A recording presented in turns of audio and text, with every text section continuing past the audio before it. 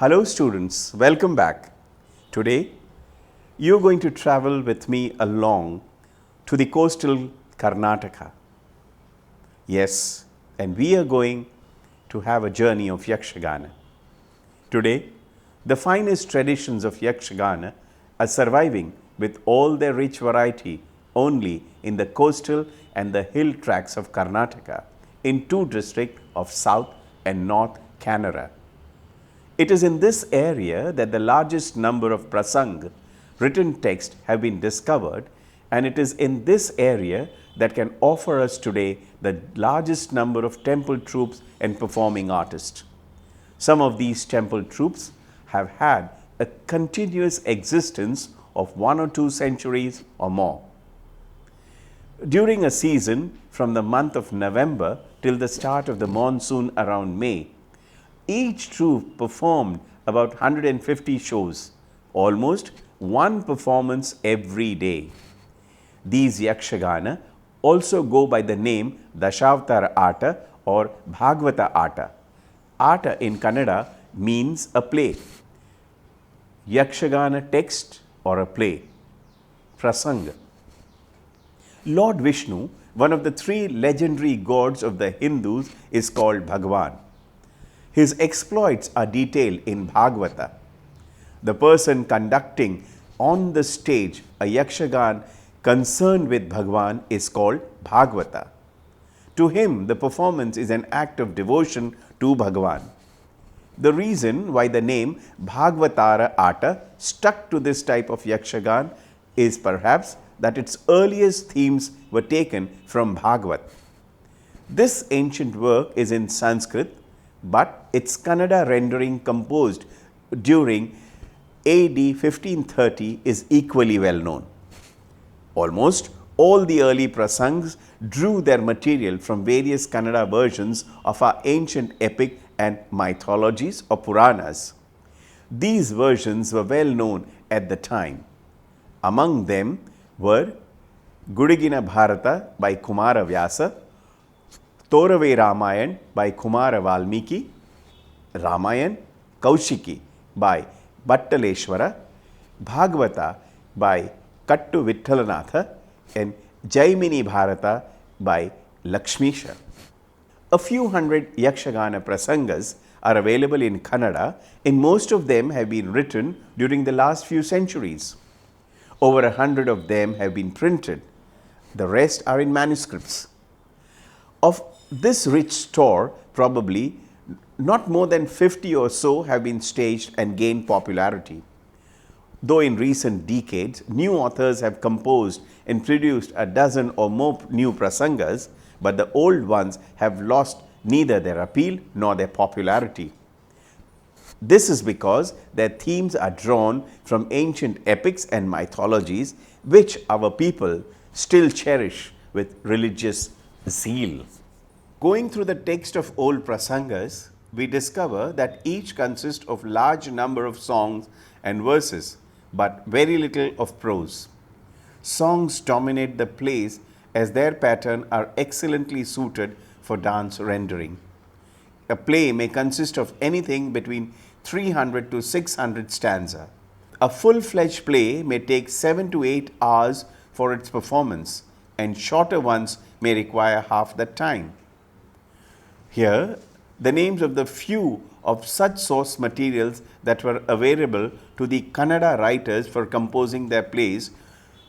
During this period, some of these playwrights often incorporated a good number of verses from such writings along with their own songs and verses of a play. Mahabharat by Kumara Vyas of Gadag, Ramayan Torave, Ramayan by Bhattaleshwara, Kaushika, Vashishtha Ramayan, Uttar Ramayan, Tirumaleshwara, Ramayan, Venkamatya, Jaimini Bharata, Bhagavata, Bharata, Pauloma Parva and Sarva Grahana Parva, Airavata Tale, Rukmini Swayamvar Tale, Prahlad Bharat, Devi Mahatmya, Krishnarjuna Kalaga.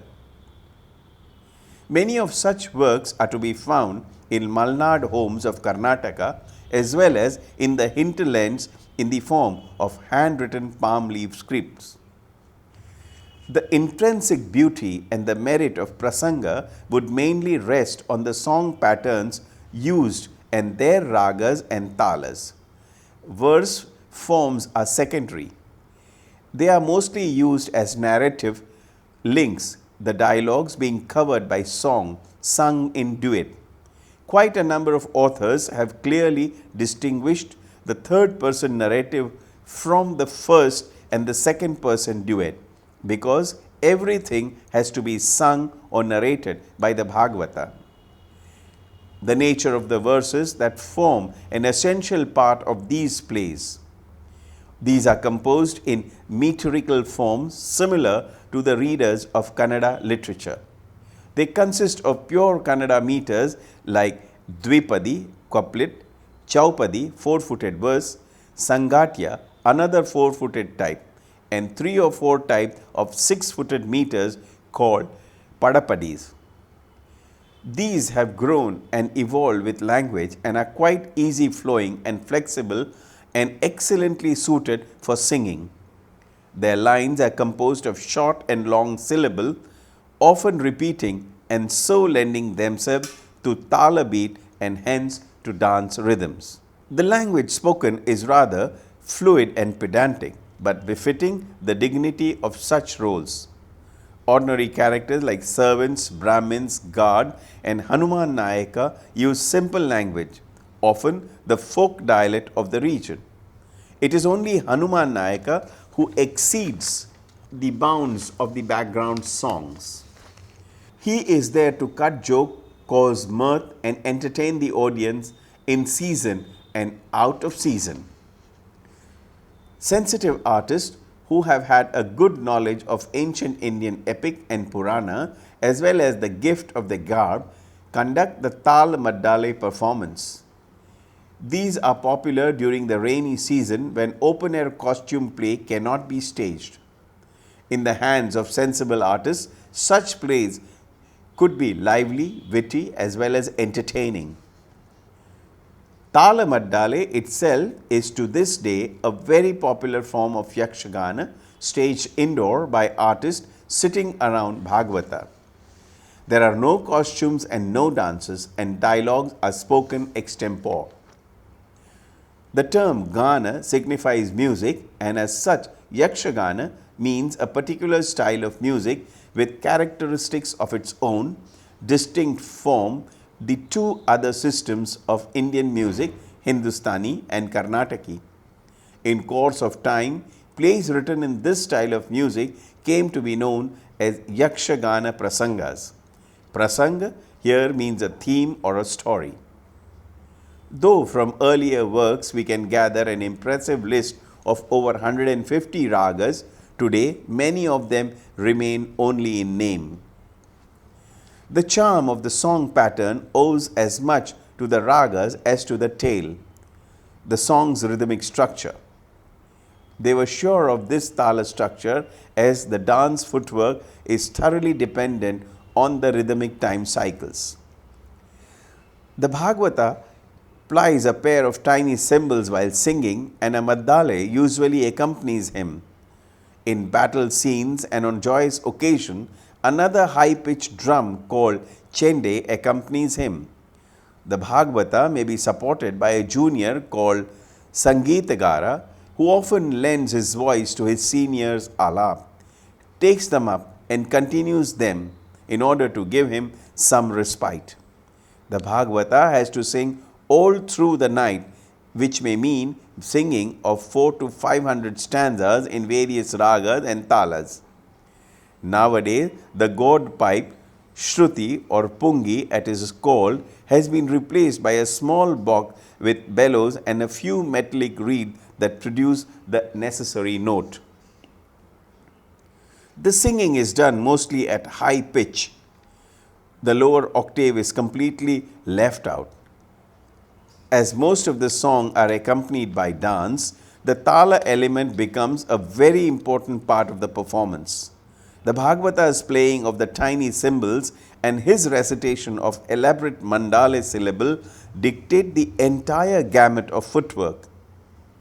In the songs too, to lend variety and charm, tala structures of different stanzas of a particular song may vary.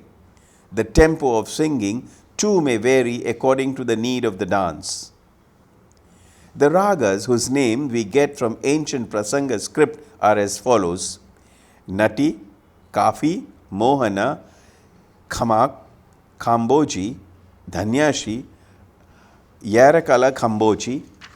Unearthing the nature of a number of these ragas is a very difficult task, for many of them have been forgotten long ago. But since a number of them are still found in Karnataki or Hindustani style of music, it may not be so difficult to render them in Yakshagana style, only the modulations would be different. In the case of combined ragas, that is combination of ragas like Meku Gaula, Todi Gaula, Punnagatodi, if both the components are known, some attempt is possible to resurrect them. For example, in Meku Gaula, Meku has yet to be discovered, where Gaula is in vogue in Karnataki. In case of such ragas like Meku, Kore, Koravi, Mekali, Gopanti and Panchagati, the names sound native in this style. Names like Huvu and Kannada are native to the Kannada language itself, and it is doubtful if old musical work would be of help in asserting their nature.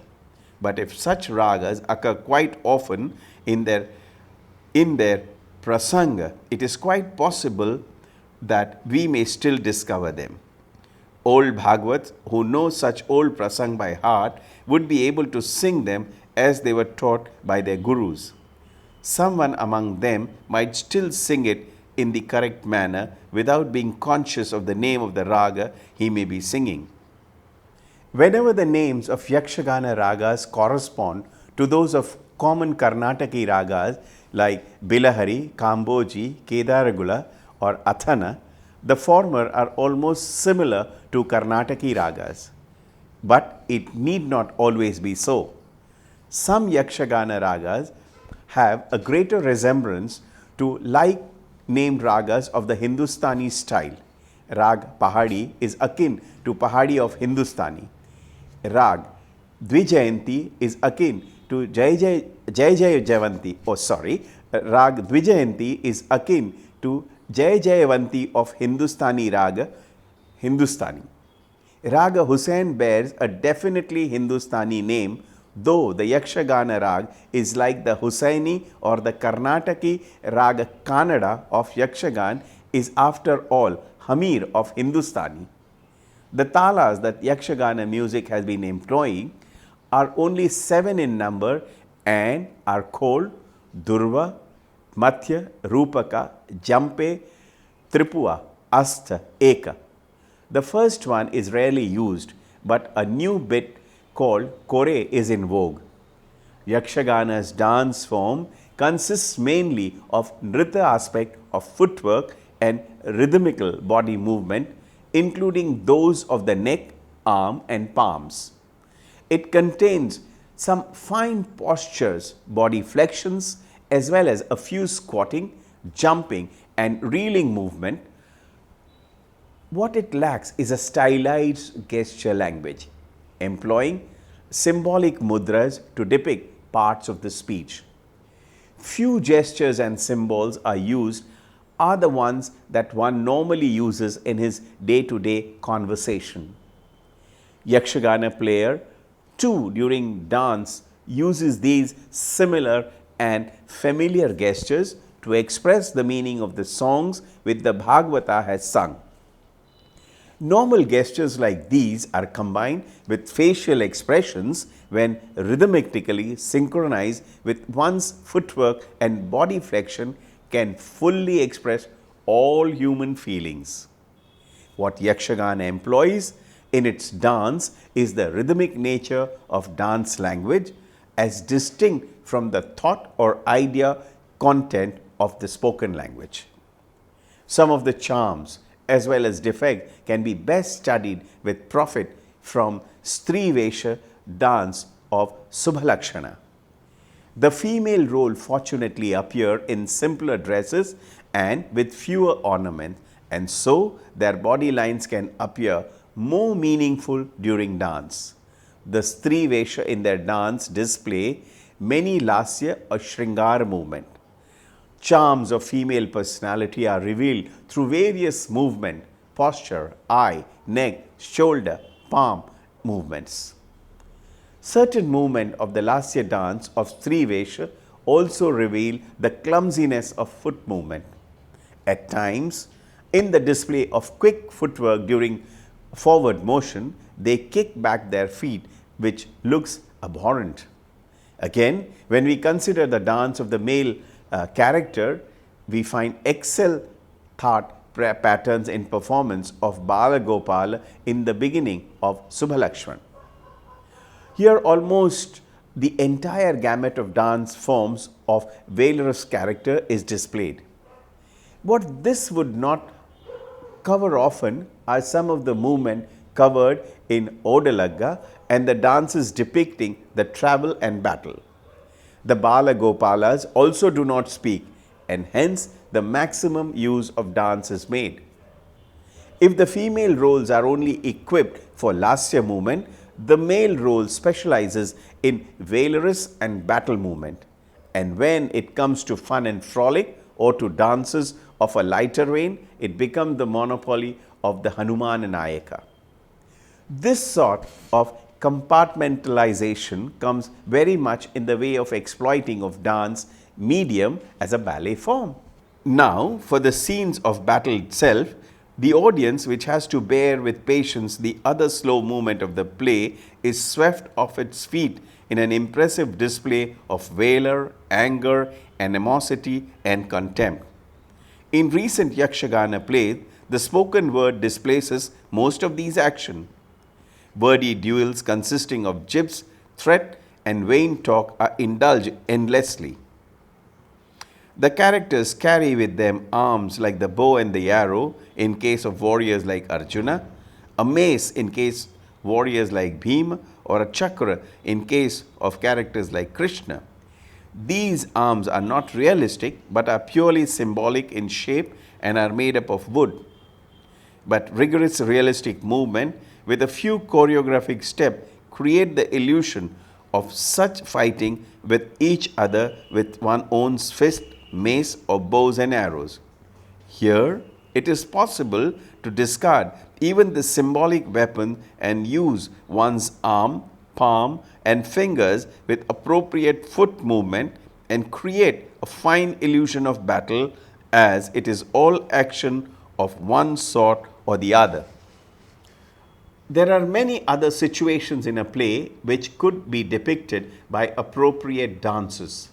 Krishna with his spouse enters the water for Jalakrida or water sport. Jayant, the son of Indra, spends time playing with his consort and maid. Another king may go out to hunt. A queen may worship her family god. Such sequences have great possibilities for dances. There are set dance movements accompanied by Madala symbols that are must during such introductions. They vary according to the personalities so introduced. But the utmost glamour and mystery are involved in the prestation of the characters like Rakshasa or the terrifying incarnation of Vishnu like Narasimha. Sometimes Hanuman too is given a hair-raising introduction. For the sake of simplification, we can split the Yakshagana characters into a few definite categories. The facial makeup of characters was devised at a time when the plays were staged in open air all night and the stage was lighted by naked flames of a few oil-fed lamps. They provided a sort of a dim yellow lighting. This dimness added to the illusion and mystery of the play. In olden days, they used to smear yellow orpiment or haridala mixed with coconut oil as a base paint. They use pure white zinc, saphed, a little yellow and carmine, ingalika pigments for the same. A proper mixture of these pigments ground with coconut oil is used to cover the face and neck, etc. It is touched up with face powder and puff if necessary. All valiant characters and female roles use such a base paint. Demonical or half demonical or man beast types, etc., make up their faces in different manner altogether. Wearing a black pajama, they squat on the floor in the green room before large mirrors and apply the base paint to their face, palms, legs, etc. Then the lips are touched with carmine and eyebrows and eyelashes with black. Black is provided by oil lamp soot. In the case of elderly male roles who later put on heavy black moustaches, the chin is painted black with marked line. This stress is very much needed, as otherwise the face will not show off when surrounded by glittering headgear, ear ornaments, neckband and chest ornaments. Now, some caste marks are added to one's face. Toward the edge of the left and the right eye, two round white patches are placed. On the forehead, a white nama or a U-shaped mark is placed. Their edges are lined in red. Over the forehead, on the white patch, a red spot or a black line with a spot is described. Female roles do not use such white patches, but only put on a simple red dot, a vertical line or a U mark. In the case of youngsters like Balarama and Gopal or youthful Abhimanyu, Lava, Kusha, there is no black chin or moustache. Krishna, even when depicted as an elderly person, is often depicted that way. In the case of vainglorious characters like a Gandharva or a Kirata, the eye region is surrounded by a red patch. This makes the face look pompous or a bit tipsy. Certain elderly valiant characters like Parshuram, Ashwathama may also have a red patch around the eyes, suggesting eccentricity or short temper. They wear beards and moustaches too.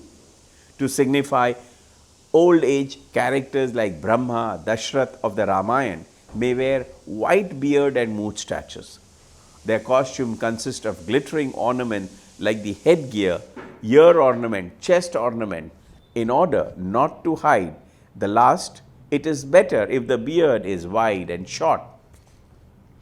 In the case of valiant but virtuous characters, but born out of Asura parentage, the makeup is a cross between a straight one and a demonical makeup. Atikya, a son of Ravanya, is one such example. Base paint for his face is green and red, and over it, it has a set pattern of white thorn-like dot lines that suggest a cruel nature. In this respect, one ought to study the details of facial makeup of Rakshasa and Rakshasi characters, which are very elaborate. For demonical roles, the base paint is a pattern of red, black and green. Emerald green is used for the latter and carmine for the former. The eyelids are painted over with black color. Artificial eyes are painted a little higher up on the forehead. The pattern on the face done with red and black or red and green may vary in design. Where two different colors touch each other, it is demarcated by a line of thorn-like white dots. This is called kutte. Ground rice paste is applied as dot. When it dries up, an addition of the same paste is applied over it till it looks like a white thorn standing out on the face. This kutti line makes the face extremely ferocious. The nose of the male demon is covered up with two balls made up of cotton lint. They make the nose look grotesque in appearance. Two artificial canine teeth may be drawn at the edge of the mouth to suggest ferociousness. After such a makeup is completed, the face is made to appear much wider and bigger by the application of thorn-like protrusions around the jaw.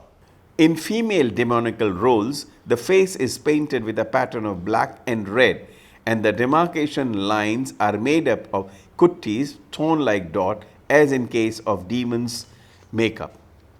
Such dotted lines consisting of big or small kuttis often form the special features of the character like Hanuman, Vali, Sugriv, Jambav and the like. They particularly stress the very cruel and ferocious characters features like Chandi and Narsimha. Dotted lines of kuttis are sparingly used in case of characters like Hanuman, Jambava, Sugriva. They form a circle or a rhombus around the natural eyes whose lids are painted black. A character like Chandi in Rati Kalyan may have bulging eyeballs. These are made up of half globular wooden shells with holes from the eyes to see. They were worn like spectacles.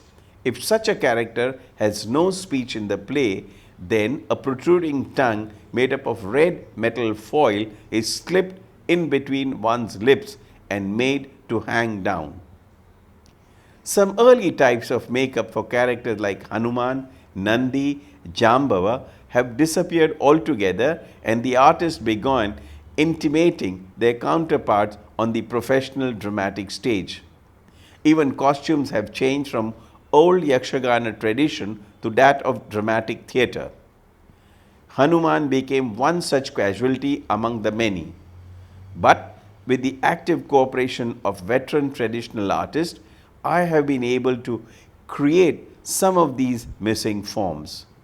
By constant experimentation, I felt that this could be improved. Yes, and this could be improved upon a good deal more. What comes in the way of doing so is the constant introduction of newer plays with no attention being bestowed upon costume and makeup. Straight, simple, realistic characters like Sage, Charaka, Hanuman Nayaka do not use paint for the face at all. They may use moustache, beard, caste mark, etc. These male roles of olden days used to wear white cotton cloth with a red border for dhoti and a white flowing long coat and a red and white twisted cloth for the turbans. This used to give a simple contrast to the remaining glamorous and other types of characters of Yakshagana stage.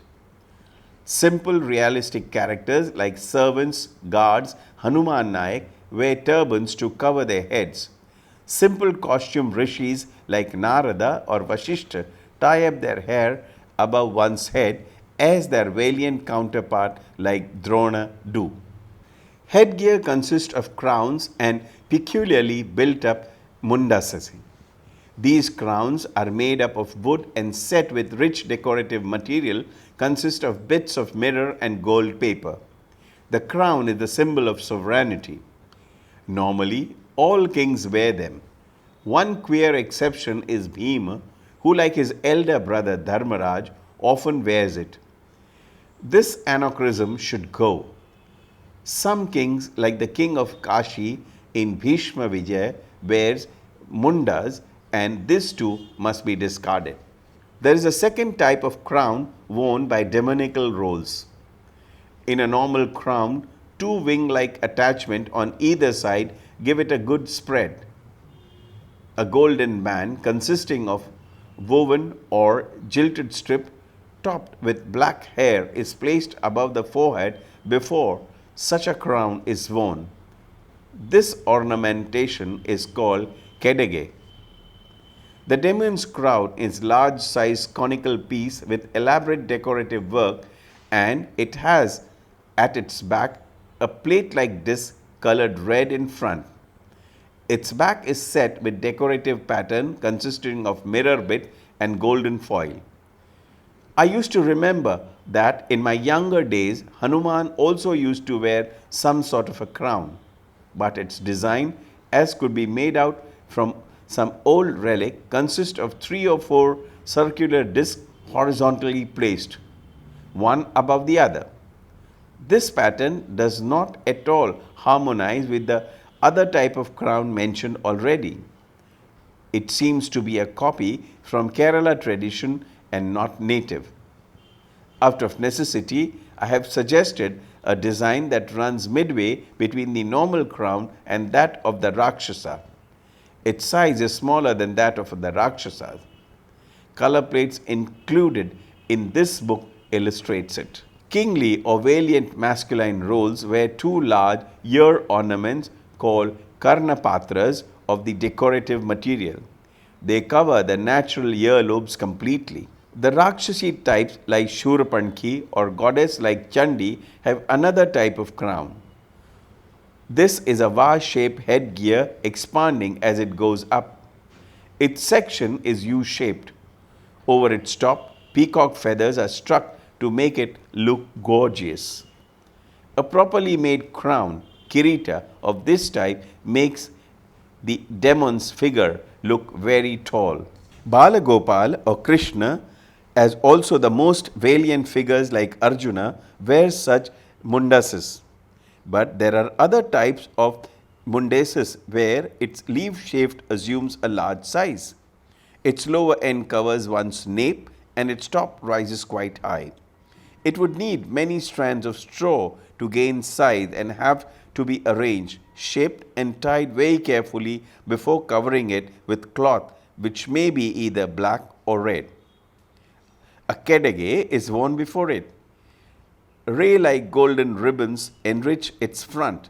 In addition to this, a few decorative torches are given to its top. A character like Gandharva or Pradyumna, son of Krishna, wears such light mundase of red color. Krishna wears a mundas of black color and his charioteer Shalya dons a red mundas. These mundases are treated differently in the matter of covering their backside. Smaller ones have golden tuft-like appendages. A Gandharva's mundas have the tail of a red squirrel tucked up from behind. In some rolls, a wheel-like cloth is let down from its centric and its 2 loose ends are tucked up to the waist. In some, a plain covered cloth covers all the clumsy trapping, string or lace ends that may be exposed to view at the back. One thing that needs to be remembered is that the large mundases and a headgear like the Rakshasa are quite heavy to carry. It becomes extremely difficult to carry on some of the queer and intricate dance movement with these on. All colorful male characters wear black pajamas at the outset. This is before sitting for one's makeup. After the makeup is over, male roles will wear a dhoti or a waistcloth and a jacket of red or orange color, complementing to each other, made of cotton. The waistcloth they wear is a long piece nearly 6 yards in length. It is checkered piece of cloth showing up red, orange and brown checks. These designs amply support the glittering ornament that they wear over their person, above the chest, on their arms, etc. I have seen no better stuff providing such a fine base. The cloth is worn in Veerakasse pattern in case of elderly person. It covers the pajama and spreads out sideways at the kneecap and then narrows down below. It passes between the legs too. In the case of youngsters, the mode of wearing the dhoti is different. It is held lengthwise with the help of the pair of strings. A lot of light folds are contrived and then it is worn like a skirt. That is the fashion for boy characters. Krishna, who is considered an eternal youth and celibate in spite of having many wives, also wears this type of dhoti. Rakshasa roles usually wear dhotis similar to other male roles, but the checks in them are of larger size. The jackets worn by male characters are mostly full-sleeved ones.